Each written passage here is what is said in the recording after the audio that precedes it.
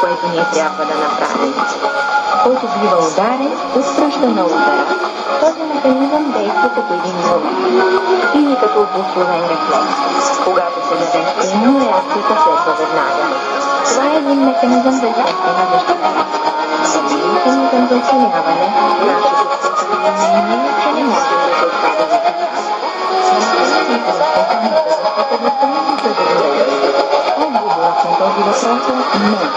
Този, който допуска нещо от хирургична операция, обикновено има силно желание да пие, но е безкрайно. По-добре, ако удържи да не пие.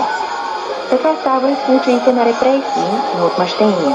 Отмъщението може би носи един миг на утеха, но той е много кратък. Die Barmherzigkeit und die Vergebung sind bei dir.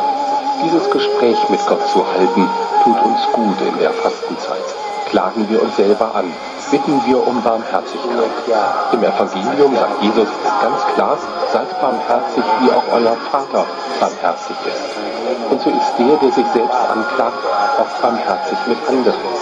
Wer bin ich zu urteilen, wenn ich dazu fähig bin, noch viel Schlimmeres zu tun? Der Satz, wer bin ich zu urteilen, rühre von der Ermahnung Jesu her, so der Papst.